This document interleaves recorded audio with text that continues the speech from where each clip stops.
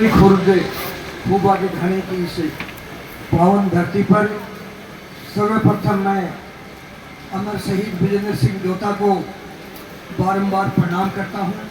कोटि कोटि नमन करता हूँ और बहुत ही आदरपूर्वक श्रद्धा सुमन अर्पित करता हूँ। आज के कार्यक्रम के मुख्य अतिथि परम सम्माननीय गृह राज्य मंत्री श्री जवाहर जी बेगम साहब, खेतरी के यशस्वी विधायक सम्माननीय धर्मपाल जी गुर्जर, प्रदेश महामंत्री पूर्व सांसद पूर्व विधायक सम्माननीय संतोष जी अहलावत, जिला प्रमुख व जिलाध्यक्ष सम्माननीय हर्षनी जी कुलेरी, पूर्व विधायक सुभाष जी पूनिया सहित मंच पर विराज सभी सम्मानित अतिथिगण और मंच के समक्ष विराजमान दौरता और आसपास के अंचल से पधारे हैं बहादुर बुजुर्गों, हम उम्र साथियों, युवा शक्ति जिनके कंधों पर भावी भारत का जिम्मा है, आदरणीय होगी मेरी माता बहनों बेटियों, मीडिया से पधारे मित्र बंधुओं, आप सभी का इस गरिमामय कार्यक्रम में आपने पधार के जो गरिमा प्रदान की उसके लिए आपका सभी का अभिनंदन व वंदन करता हूँ। आज मैं खूबा की ढाणी और इस धरती को नमन करता हूँ कि उन्होंने अमर शहीद विजेंद्र दोता जैसे नौजवान वीर अमर शहीद को जन्म दिया, जिसने इस खूबा के ढाणी दोता साहब ने भारत के नक्शे में सबसे ऊपर नाम लिखा दिया। मैं उनके पिताजी के पोर्स को भी नमन करता हूँ, रामजी लाल जी को, जिन्होंने ऐसा एक वीर बहादुर बेटे को जन्म दिया, और माता धौली देवी की कोख को भी नमन करता हूँ कि उन्होंने विजेंद्र दोता जैसा वीर जवान हमें दिया। और मैं तो यह भी कहना चाहूँगा कि दोता जैसे नौजवान किसी धरती को ही मिलते हैं, इसलिए अपने नसीब से इस तरह के नौजवान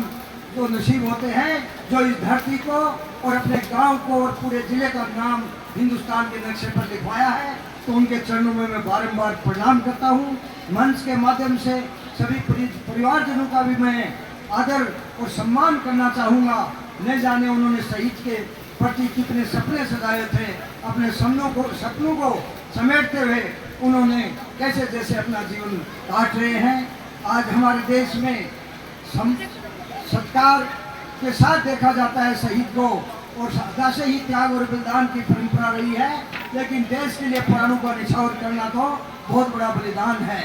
आज हमारे यशस्वी प्रधानमंत्री मोदी जी के नेतृत्व में सेना का मनोबल बड़ा ऊंचा है, चाहे कश्मीर घाटी हो, चाहे उत्तर प्रांत का आतंकवाद हो, चाहे एयर स्ट्राइक हो, चाहे सर्जिकल स्ट्राइक हो, चाहे गलवान घाटी हो, और चाहे अभी हाल ही का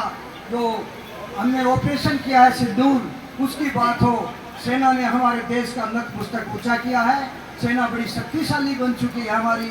आज इस अवसर पर मैं तो यही कहूँगा कि भाषणों से और शब्दों से हमें शहीद के महत्व को नहीं समझा जा सकता।